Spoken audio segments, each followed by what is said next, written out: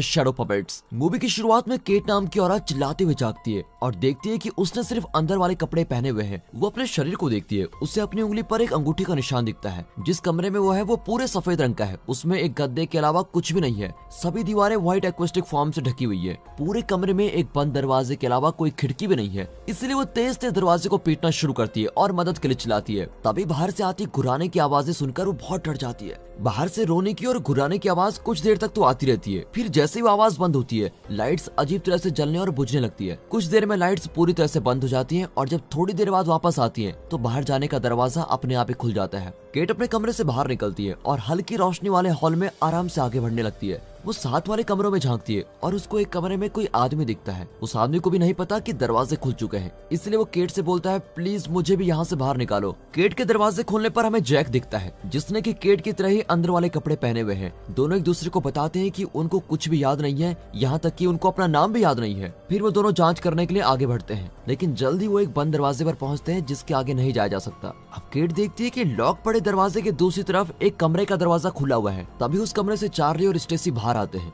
थोड़ी देर बातचीत करने पर पता लगता है कि वो सभी एक ही नाव के सवारी हैं। मतलब ये है कि उनमें से किसी को नहीं पता कि वो खुद कौन है और यहाँ पर क्या कर रहे हैं। इसलिए वो तय करते हैं कि वो हॉल के दूसरी तरफ जाएंगे और जैसे किसी को बाहर निकलने का रास्ता मिलेगा तो वो वापस यहाँ पर आ जाएंगे। जैक और केट एक खुफिया कमरे में पहुंचते हैं जहाँ उन्हें एक ताबूत की तरह दिखने वाली अजीब मशीन दिखती है। केट बोलती है कि मेरे हिसाब से इसी कमरे में सभी की याददाश्त को मिटाया गया होगा और अचानक उनको बहुत तेज किसी चीज को पटकने की आवाज आती है और उसके साथ ही किसी राक्षस के घुराने की आवाज भी आती है। इस सब के दौरान चार्ली और स्टेसी एक कमरे में पहुंचते हैं जहां उन्हें किताबें रखने वाला एक शेल्फ मिलता है और साथ ही उनको एक ब्लैकबोर्ड दिखता है जिस पर थोड़ा बहुत कुछ लिखा हुआ है। कुछ देर में उनको भी राक्षस के घुराने की आवाज सुनाई देती है। आखिरकार घूमते फिरते वो एक दरवाजे पर पहुंच जाते हैं जो कि डरावने दिखने वाले बेसमेंट की तरफ जाता है। स्टेसी बोलती है, मैं इससे आगे नहीं जाऊंगी, मुझे बहुत डर लग रहा है। लेकिन चश्मे वाला चार्ली हिम्मत करके नीचे अंधेरे वाले बेसमेंट में चले जाता है। जल्द ही वो एक स्विमिंग पूल के पास पहुंचते हैं जिसमें एक औरत नहा रही होती है। चार्ली के पीछे पीछे स्टेसी भी वहाँ पर पहुंच जाती है। इस लड़की का नाम एम्बर है और उसने दोनों को देख भी लिया है। वो उनसे बोलती है, तुम दोनों छुप क्यों रहे हो, दोनों जल्दी से बाहर आ जाओ। अब चार्ली पूछता है, क्या तुम्हें पता है कि हम लोगों के साथ क्या चल रहा है? लेकिन जवाब में एम्बर बोलती है, मुझे भी नहीं पता कि यहाँ पर चल क्या रहा है। वैसे क्या तुम दोनों पीछे मुड़ सकते हो? मैं जरा कुछ कपड़े पहन लेती हूँ। जैसे ही दोनों पीछे मुड़ते हैं चार्ली को कुछ अजीब सा दिखता है। उसको एम्बर की परछाई में कुछ अजीब दिखता है, इसलिए वो जल्दी से मुड़कर एम्बर को देखता है। हालांकि वो परछाई जल्दी से गायब हो जाती है, लेकिन स्टेसी कहती है, मुझे तो कुछ ऐसा नहीं दिखा।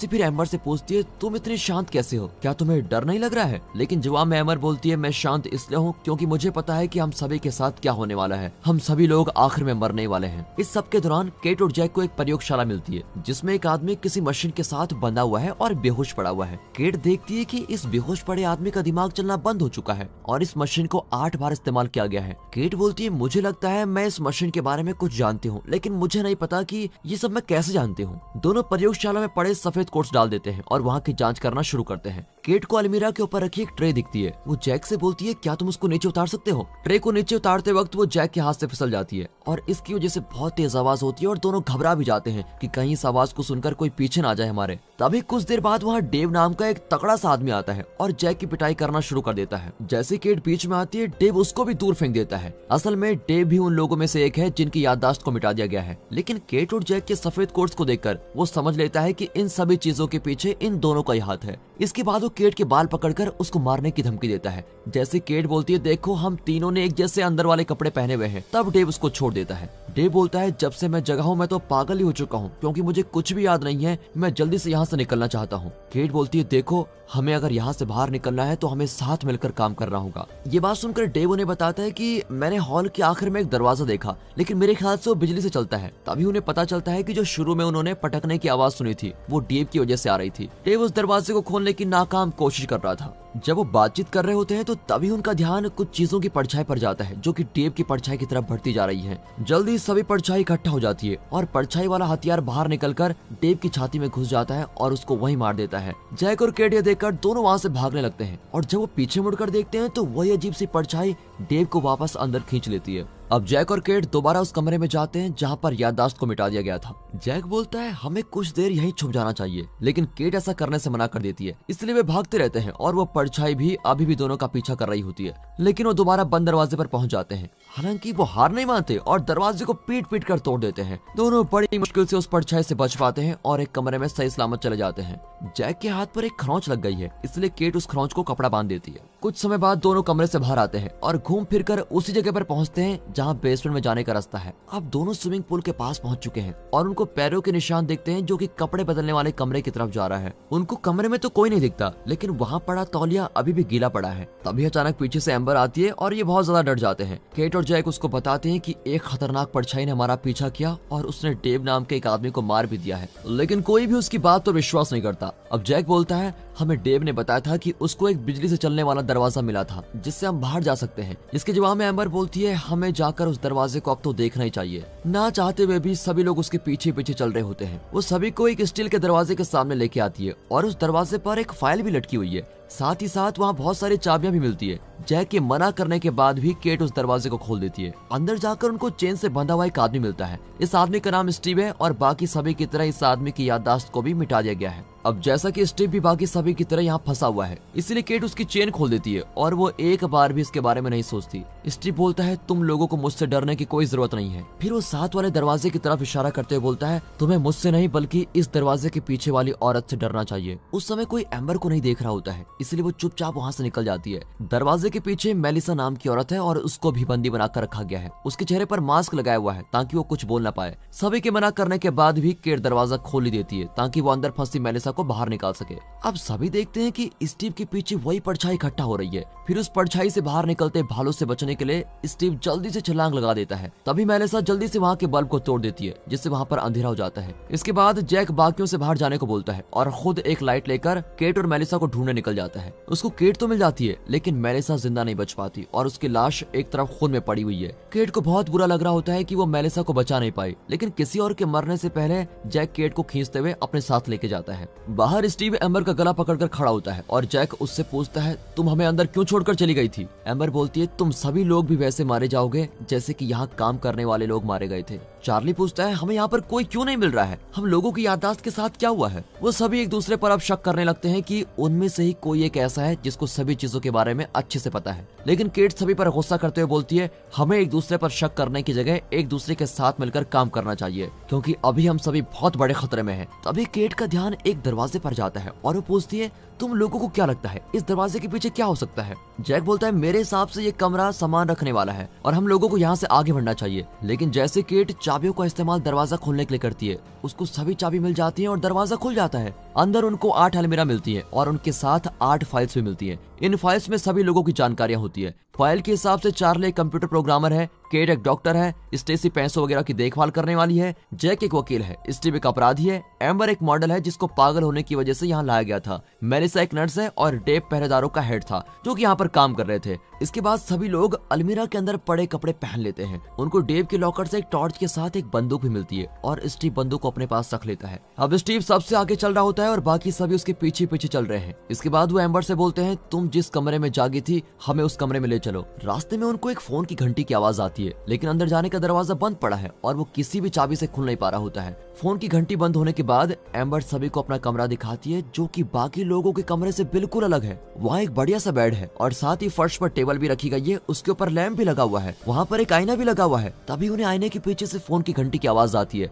इसलिए स्टीव उस आईने पर गोली मारता है और टेबल की मदद से सारा कांच तोड़ देता है। अब सभी अंदर पहुंच जाते हैं, लेकिन वो फोन उठाने में देरी कर देते हैं। सभी इस कमरे के हाल देखकर बहुत डर जाते हैं क्योंकि कमरे में सभी जगह खून लगा हुआ है, लेकिन वहाँ पर एक भी लाश नहीं है। और अब खून देखकर वो मान लेते हैं कि इस कमरे में बहुत सारे लोगों को मारा गया है। चार्ली कंप्यूटर पर देखकर जांच करता है तो उसको पता लगता है कि वो सभी मानसिक रोग का इलाज और जांच करने वाली किसी जगह पर है जिसको डॉक्टर फ्रेडरिक मेंगर चलाता है। और अब पता चलता है कि डॉक्टर फ्रेडरिक ने ही लोगों की मानसिक बीमारियों को ठीक करने के लिए एक मशीन बनाई थी। चार्ली आगे बताता है कि डॉक्टर फ्रेडरिक अपनी मशीन की और जांच करना चाहता था, इसीलिए उसने सबसे पहले एम्बर के ऊपर अपना प्रयोग शुरू किया। इसके बाद उसने स्टीव के ऊपर प्रयोग किए। चार्ली बताता है कि मशीन को केवल 8 बार इस्तेमाल किया गया है, लेकिन रिकॉर्ड्स के मुताबिक जैक ही वो आखिरी इंसान है जिस पर मशीन का इस्तेमाल किया गया था। रिकॉर्ड्स के हिसाब से देखें तो जैक को कोई पैरालिसिस बीमारी थी, लेकिन आखिरी प्रयोग के दौरान कुछ बड़ी गड़बड़ी हो गई थी। इस सब के हिसाब से तो एम्बर, स्टीव और जैक यहाँ मर्जी के तौर पर आए थे, लेकिन डेव, मेलिसा और चार्ली यहाँ पर काम किया करते थे।